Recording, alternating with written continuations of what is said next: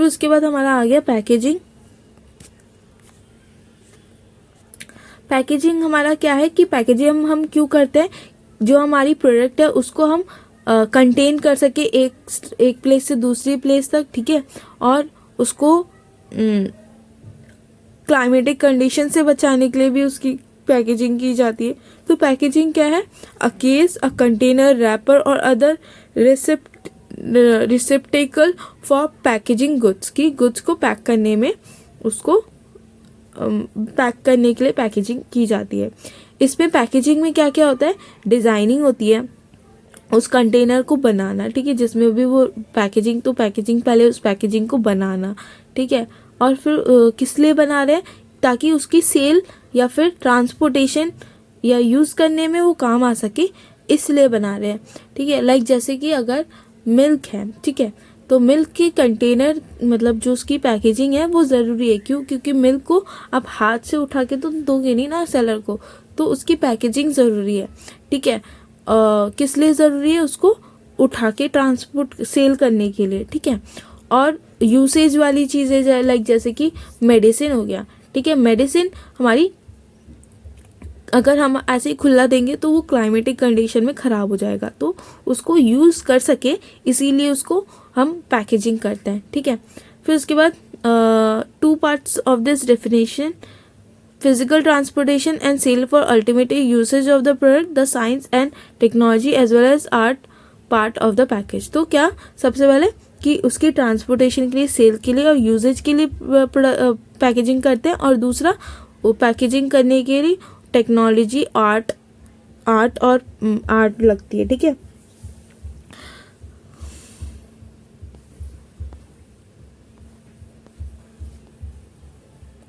फिर उस level of packaging क्या है, सबसे पहला हमारा प्राइमरी पैकेजिंग, जो कि हमारे सेल मतलब जो हमारी प्रोडक्ट है उसको कंटेन करने के लिए, उसको कैरी करने के लिए चाहिए। लाइक जैसे कि मैंने मिल्क बताया था, उसकी पैकेजिंग हमारी क्यों ज़रूरी है, क्योंकि उसको हम एक जगह पे कैरी कर सके, ठीक है, वो हमारी प्राइमरी पैकेजिंग है। फिर उसके बाद सेकेंडरी पैकेजिंग होती है, जब उसको किसी मतलब किसी बॉक्स वगैरह में रखा जा सके, जैसे टॉफ़ी का जो बॉक्स होता है, ठीक है, वो हमारी सेकेंडरी पैकेजिंग है, ताकि वो उस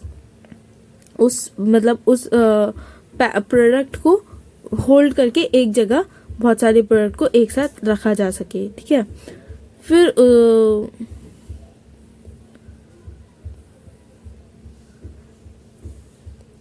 फिर शिपिंग एंड ट्रांसपोर्ट, की शिपिंग करने के लिए, ट्रांसपोर्ट करने के लिए उसकी पैकेजिंग करते हैं, ठीक है, तो वो हमारी थर्ड पैकेजिंग होती है। तो तीन पैकेजिंग होती है, ठीक है। देखो जो हमारी फिर उसके बाद तुम बोलोगे कि हमारी जो लेबलिंग, ब्रांडिंग, डिज़ाइनिंग जो होती है ना, वो हमारी तीनों पैकेजिंग में ज़रूर होती है, ठीक है। पहली हमारी प्राइमरी पैकेजिंग में क्यों होती है, क्योंकि वो हमारा ब्रांड हमारे यूज़र तक पहुंचेगा, ठीक है, वो हमारा प्रोडक्ट हमारे यूज़र तक पहुंचेगा, तो उसको हम बताने के लिए कि वो कौन सा ब्रांड का है, कौन से लेबल, उस पर लेबल लगती है, डिज़ाइनिंग होती है, ठीक है, और वो ताकि वो हमारी जो कंज्यूमर है वो देख के भी खुश हो जाए, ठीक है। सेकेंडरी पैकेजिंग में भी हमारा वो डिज़ाइनिंग, लेबलिंग वगैरह लगता है, ठीक है। और शिपिंग एंड ट्रांसपोर्ट वाले में भी हमारा वो जो ट्रांसपोर्ट कर रहा है, शिपिंग कर रहा है, वो उसके अपने हिसाब से होता है। लाइक जैसे कि अमेज़ॉन वाले होते हैं, तो उनकी जो पैकेजिंग होती है वो क्या होती है, उसमें किसका, हमारे प्रोडक्ट का ब्रांड नेम नहीं लिखा होता है, वो उस पैकेजिंग कंपनी का ब्रांड नेम लिखा होता है, ठीक है। और अगर आप अपनी ही प्रोडक्ट का आप ट्रांसपोर्टेशन करवा रहे हो, तो आप क्या उसकी पैकेजिंग करते हो, आप एक नॉर्मल सा लाइक कोई कर्टन हो गया, गत्ता हो गया, या फिर बोरा हो गया, बोरे में आपका एक सिंपल सा एक आपका सिर्फ लेबल होता है, ठीक है, लेबल या फिर ब्रांड होता है, ठीक है, ज़्यादा डिज़ाइनिंग नहीं होती है उस शिपिंग वाले उसमें, ठीक है। फिर उसके बाद पैकेजिंग डिसीजन की क्या मतलब कौन सी टाइप ऑफ पैकेजिंग हमें करनी है, ठीक है, वो डिसीजन हमें लेना है। फैमिली पैकेजिंग की जो प्रोडक्ट है वो फैमिली मतलब पूरे फैमिली के लिए पैकेजिंग करनी है, तो हमारा फैमिली पैकेजिंग में आता है। लाइक जैसे कि हमारे आइसक्रीम फैमिली पैक का होता है, ठीक है। और कभी कभी बहुत सारी चीज़ें होती है, ठीक है, आप समझ जाओ हम कितने बताऊँ। फिर उसके बाद हमारा रीयूज पैकेजिंग की कोई packages that could be used for some other purpose after the packed goods have been taken out or consumed fall under the reusing packages. Vegetable oils and wellness drinks are being sold in reusable plastic containers for different shapes. तो आप reusable packaging कर सकते हो, जो जैसे कि हमारे क्या चीज़ हो गई,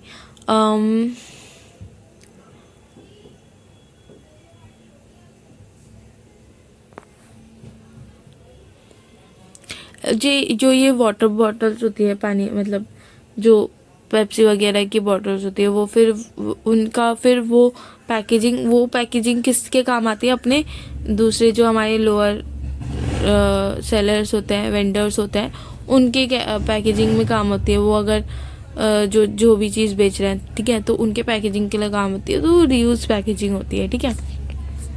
और फिर उसके बाद देखो जो कर्टेन्स होते हैं, ठीक है, कंपनी वाले गत्ते वाले, मतलब जो कंपनी वाले ही होते हैं ना, वो फिर उस कर्टेन्स को दोबारा से मतलब मार्केट में उन्होंने बेच दिया, ठीक है।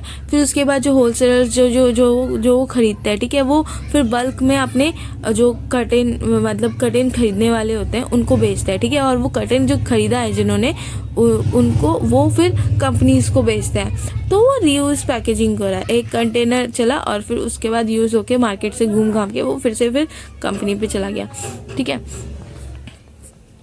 फिर उसके बाद मल्टी पैकेजिंग की एक ही मतलब एक कंटेनर में प्लेस करने के लिए उसमें बहुत सारी पैकेजिंग होती है, लाइक जैसे कि liquor industry uses multi packaging.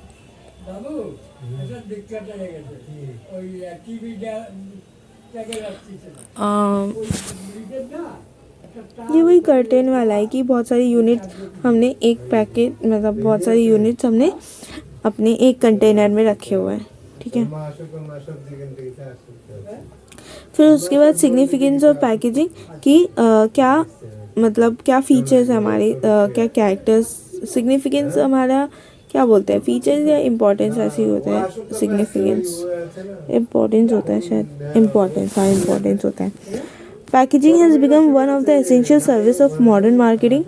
Packaging important marketing tool, तो मॉडर्न मार्केटिंग में बहुत ज़्यादा इम्पॉर्टेंट हो गया है। क्यों इम्पॉर्टेंट हो गया है? क्योंकि ये पैकेजिंग हमारी कस्टमर अट्रैक्ट करती है, ठीक है।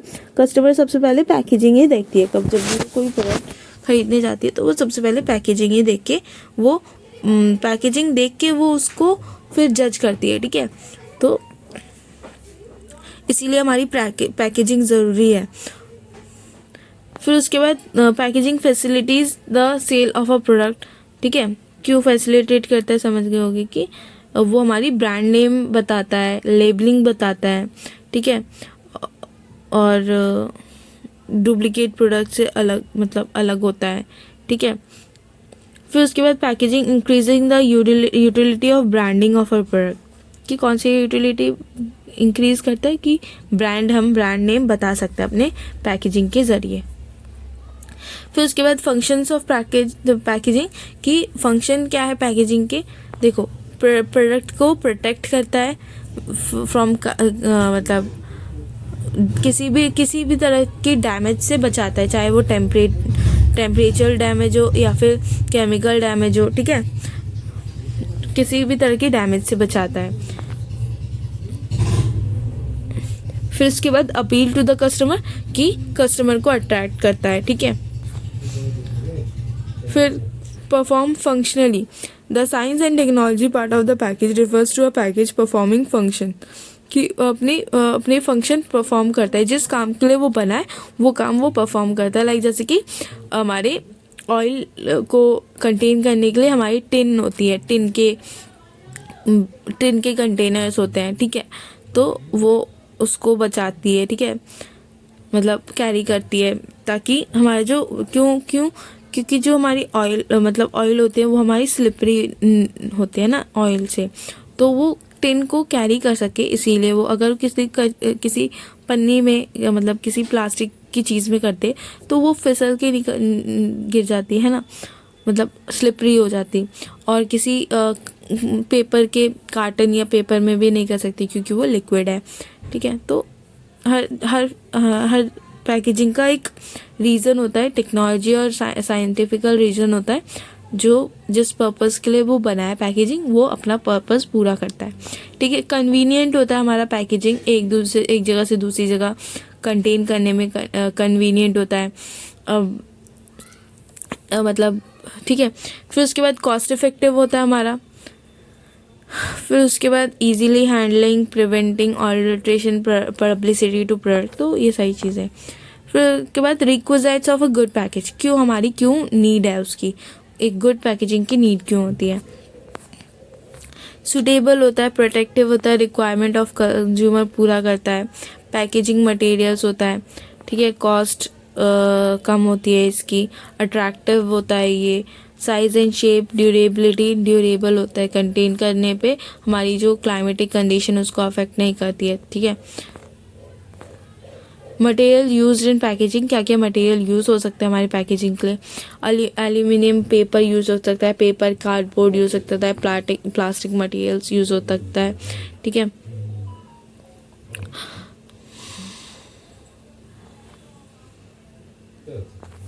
फिर उसके बाद इनोवेटिव पैकेजिंग की, इनोवेटिव पैकेजिंग क्या है। With competition getting increasingly difficult in the market place, marketers are now turning to innovative packaging to establish the distinctive edge for their products. They attempt to provide more value addition to their products and more benefits during usage. Harpic liquid toilet cleaner with its directing nozzle catch-22 salt and pepper contain dispenser saves the consumer of botheration of transferring the products into shakers. तो आजकल competition बहुत बढ़ गया है, तो इसीलिए उन्होंने, तो मार्केटर्स को भी इनोवेटिव पैकेजिंग भी करनी पड़ेगी ताकि जो वो पैकेजिंग से उसको हमारे कंज्यूमर को ज़्यादा से ज़्यादा इन्फॉर्मेशन मिल सके, ठीक है। उसको कोई अगर मतलब अलर्ट देना है तो वो हम दे सके, क्या इंग्रेडिएंट्स है वो हम दे सके पैकेजिंग में, ठीक है। और क्या क्या चीज़ें, कोई न्यू ऑफ़र आया आपके प्रोडक्ट में तो वो भी हमारी पैकेजिंग में होती है।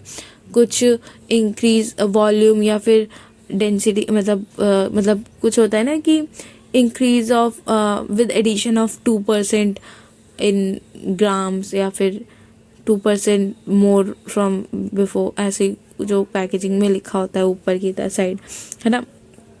तो वो हमारी इनोवेटिव पैकेजिंग है कि वो अब पहले उतना नहीं लिखा होता था पैकेजिंग पे, ठीक है। धीरे धीरे उन्होंने इनोवेटिव करके उनको पैकेजिंग को बनाया।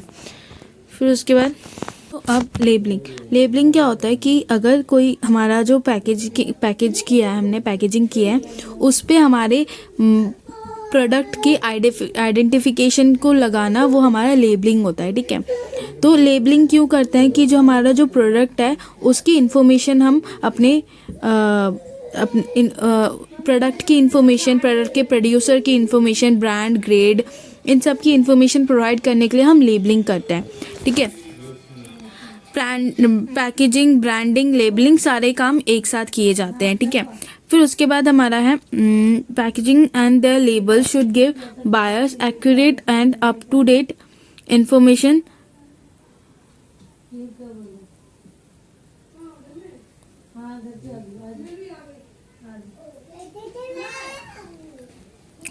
so as to the contents and the use of the product. Informed customers are essential for the efficient functioning of the free market economy. Labeling must recognize the customer's right to be informed and so must incorporate the necessary information from the point of the view of the consumer.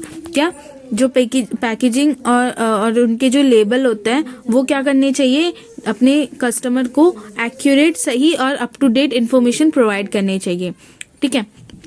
फिर उसके बाद हमारे कौन कौन के types of labels होते हैं। Types of labels हमारे क्या हो सकते हैं, हमने पढ़ा था कि हमारे टाइप्स ऑफ लेबल कौन सी इन्फॉर्मेशन प्रोवाइड करते हैं, हमारे प्रोडक्ट की, प्रोड्यूसर की, ब्रांड की, ग्रेड की, ये सारी हमारी प्रोडक्ट इन्फॉर्मेशन प्रोवाइड करती है हमारे प्रोडक्ट के बारे में जो भी इन्फॉर्मेशन है।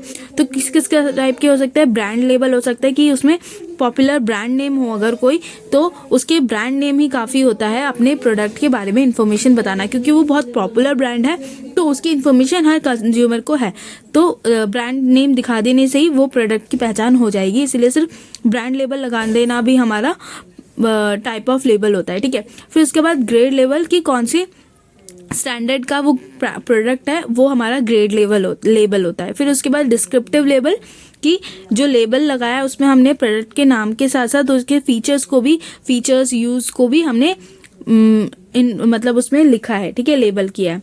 फिर उसके बाद हमारा इंफॉर्मेटिव लेबल कि ज़्यादा से ज़्यादा इन्फॉर्मेशन हम उस लेबलिंग में प्रोवाइड कर रहे हैं, ठीक है, वो हमारा इंफॉर्मेटिव लेबल होता है। इसमें हमारी बहुत सारी इन्फॉर्मेशन हम प्रोवाइड करते हैं, ठीक है।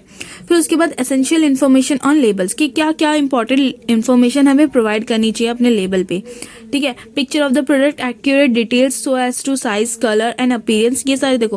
पैकेजिंग, कोई पैकेजिंग होती है उसमें क्या क्या होता है, हमारा प्रोडक्ट का नाम होता है, प्रोडक्ट का मॉडल नेम नंबर होता है, ब्रांड नेम होता है, उसका साइज़ क्या मतलब किस कलर का है, कैसा दिखता है, वो भी पिक्चर होती है, और फिर उसका साइज़ क्या है ना, वो सब लिखा होता है। फिर उसके बाद उसकी इंग्रेडिएंट्स लिखे होते हैं, रॉ मटेरियल्स लिखे होते हैं, कोई उसमें कोई कॉशन अगर उसमें है, थ्रेट है तो वो लिखा होता है, कोई साइड इफ़ेक्ट्स हैं उसके तो वो लिखा होता है, ब्रांड नेम लिखा होता है, डेट ऑफ मैन्युफैक्चरिंग होती है, एक्सपायरी डेट होती है, और वार्निंग, वही जो कोई कॉशंस और वार्निंग होते हैं वो लिखे होते हैं। तो ये इन्फॉर्मेशन हमारे लेबल पे रहना बहुत ज़रूरी होता है, ठीक है। फिर उसके बाद function and advantages of labelling, क्या फंक्शन है और क्या एडवांटेज है लेबल करने के। Labelling gives a unique identity to the product कि जो प्रोडक्ट है उसकी एक यूनिक आइडेंटिटी हमें बताता है, कंज्यूमर तक पहुंचाता है, उसकी इन्फॉर्मेशन पहुंचाता है, जिससे कि उसकी एक आइडेंटिटी बन जाती है पैकेजिंग की, ठीक है, कि वो पैकेट जो भी हमारा प्रोडक्ट है, प्रोडक्ट का पैकेट देख के हम बता सकते हैं कि ये कौन से कंपनी का, कौन से किस चीज़ का प्रोडक्ट है, ठीक है। फिर उसके बाद it enables the manufacturer to give brief instruction to the traders and consumers as regard handling of the product, कि उसमें वो इंस्ट्रक्शन दे सकता है अपने कस्टमर और ट्रेडर को आसानी से, ठीक है। फिर उसके बाद it can be use to highlight the price of the product, the retailers would not be able to charge higher prices from the customer. देखो उसमें प्राइस हमारी लिखी रहती है तो उसमें कोई हाई प्राइसेस चार्ज नहीं कर सकता, क्योंकि वो प्राइस वो सब कोई देख सकता है उस प्राइस को लेबलिंग करने से, ठीक है। It acts as a promotional tool, और वो प्रमोशन भी कर देता है कि हमारी जो प्रोडक्ट है उसकी पैकेजिंग के ऊपर ही लेबलिंग करी होती है, तो हम पैकेजिंग देख के हमारी बहुत सारे, अगर कोई वो प्रोडक्ट हम कोई कस्टमर लेके जा रहा है, ठीक है, और उसको वो पैकेट उसने किसी और मतलब किसी और राह चलते किसी ने भी देख लिया, तो उसको अगर अट्रैक्टिव लग गया तो वो भी उसको खरीदने की सोचेगा, है ना। तो वो प्रमोशन अपने आप में, एक पैकेट अपने आप में प्रमोशन कर देता है। Labelling is used by manufacturers to seal the packages to ensure that the consumers get the genuine products. तो पैकेजिंग की जाती है कि जेन्युइन प्रोडक्ट्स मिले, लेबलिंग से वो डिफरेंस निकाल सके कि कौन सा लोकल ब्रांड है, कौन सा जेन्युइन ब्रांड है, तो वो ओरिजिनलिटी पता कर सके उस लेबलिंग के जरिए। Labels of different colours can be use to suggest different grades of product, कि कभी कभी ग्रेड्स के हिसाब ग्रेड जो होती है वो कलर के हिसाब से भी डिफ्रेंशिएट करी जाती है। Label contains the essential information about the product. Under law it is mandatory for the labels to contain information about the product, manufacturer, price, date of manufacture and date of expiry, कि ये सारी information उसको labelling अगर वो कर रहा है तो लेबलिंग में ये इन्फॉर्म करना उसको ज़रूरी होता है, ठीक है।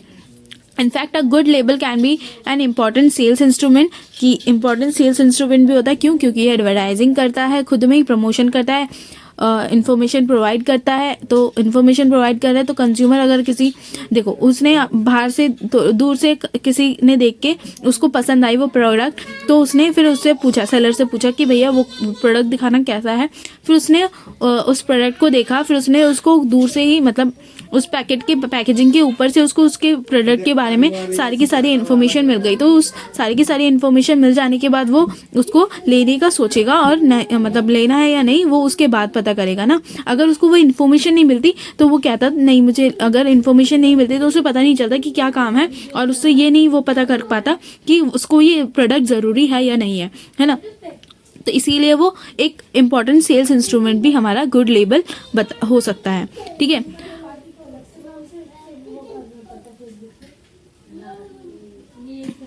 तो ये लिखा है इसमें पूरे पैर में।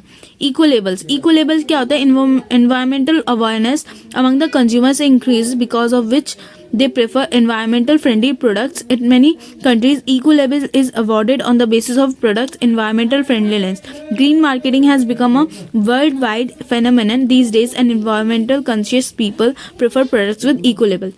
तो eco label एक प्रोडक्ट एक लेबल निकला है कि उन प्रोडक्ट्स में लगता है जो कि हमारे इन्वायरमेंटल फ्रेंडली होते हैं। लाइक जैसे कि हम हमारी ऑर्गेनिक फार्मिंग, एप्पल्स मतलब जो फ्रूट्स होते हैं उसमें देखा होगा कि एक छोटा सा वो लिखा होता है, स्टिकर चिपके होते हैं। वो क्यों चिपके होते हैं? वो उसमें ये बताया जाता है कि जो ये फ्रूट है वो हमारा ऑर्गेनिक फार्मिंग से आया है, ठीक है।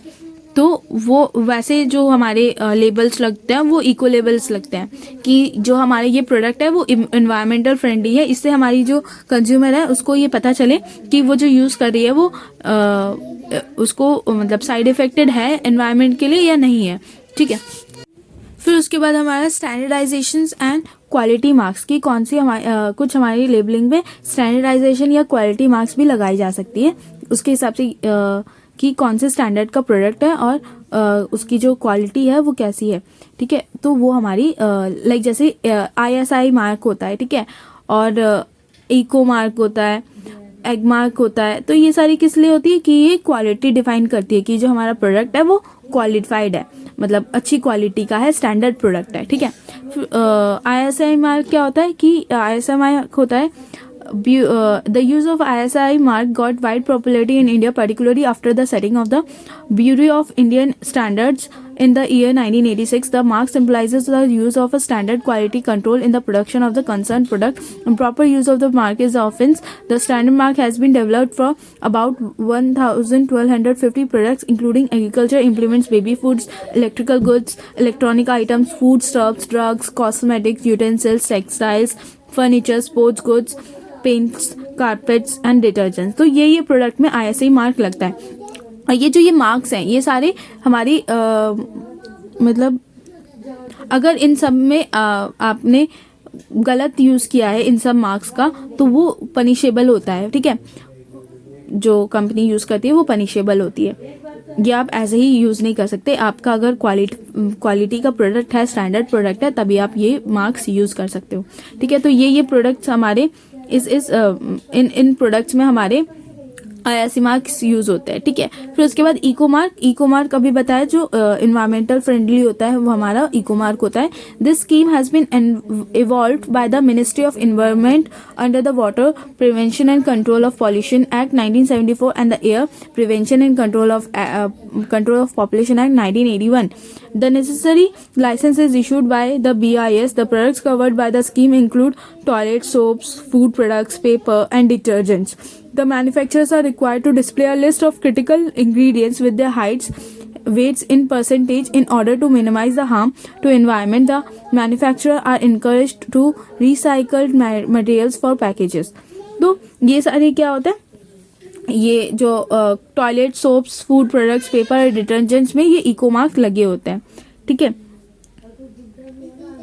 और इसमें बताया जाता है कि मैन्युफैक्चरर को अपनी लेबलिंग में ये दिखाना है कि आपका जो इंग्रेडिएंट आपने क्रिटिकल इंग्रेडिएंट यूज़ किए हैं उसके वेटेज परसेंटेज वेटेज भी आपको आपके प्रोडक्ट की लेबलिंग में आपको शो करना है। इसलिए देखा होगा कि बहुत सारे प्रोडक्ट में, मोस्टली सारे प्रोडक्ट्स में हमारे जो इंग्रेडिएंट्स होते हैं उनके परसेंटेज वेटेज लिखे होते हैं। ज़्यादातर फूड मतलब फूड रिलेटेड प्रोडक्ट्स जो होते हैं उसमें ज़्यादा लिखे होते हैं। फिर उसके बाद FPO मार्क हमारा क्या है, फूड प्रोसेसिंग ऑर्डर मार्क है, is issued as per the rules framed under the prevention of food alteration act 1954. The mark is used on food products including jam, jellies, masalas, chutney, pickle, sauces and squashes. कि ये अगर आपने कोई मिलावट मतलब आपने अगर प्रोडक्ट में कोई मिलावट किया है, उस एक्ट मतलब ऐसा ना हो, उसके लिए हमारा FPO मार्क लगता है. ठीक है. फिर उसके बाद एग मार्क है. This mark is issued by the authorities constituted under the agriculture produce grading and marketing act 1937. Manufacturers use the egg mark for products that are used for edible agriculture products including mustard oil, ghee, butter, eggs, fruits, vegetables, pulses, chilies, jaggery and spices. जो इन सब चीज़ों में हमारी use होता है egg mark, वो हमारे क्या हैं, एग्रीकल्चर प्रोडक्ट रिलेटेड हमारे जो प्रोडक्ट्स हैं उन पे हमारा एग मार्क लगता है. ठीक है. फिर उसके बाद grading is the great help to the producers और manufacturers in it enables them to get higher price for higher grades of products. Grading also helps in directing the goods of different qualities towards the markets suited to them. If goods are not graded, there will be uncertainty about their usefulness. Moreover, ungraded goods fetch a lower price. Grading is very popular in case of agriculture products like wheat, rice, apple and mango. When goods are standardized and graded, sale by sample and description is facilitated.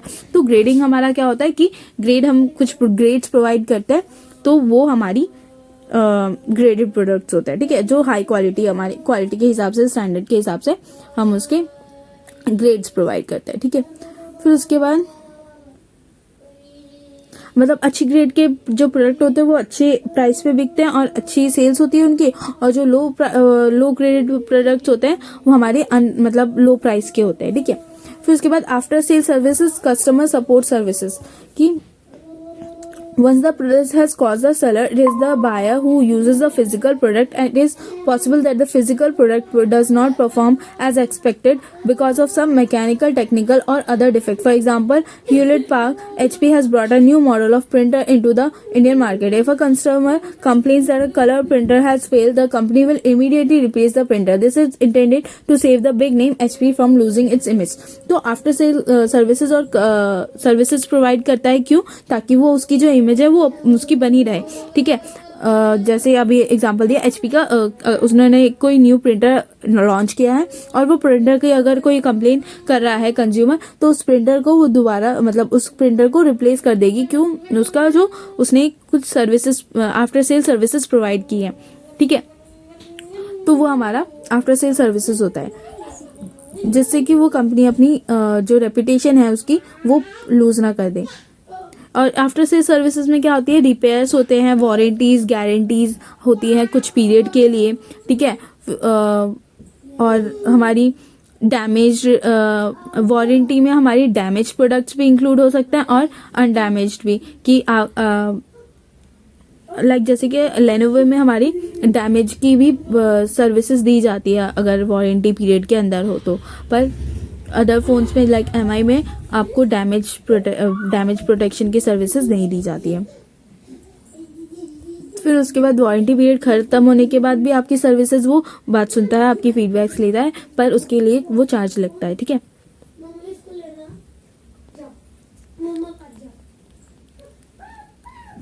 फिर उसके बाद इसमें तो कुछ बताना नहीं है ना, आफ्टर सेल सर्विसेज तो ये तो बहुत अच्छे से पता ही है सबको.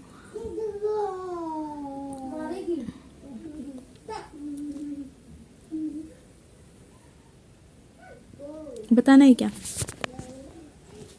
नहीं. ठीक. तो 6 चैप्टर हमारा कंप्लीट हो गया.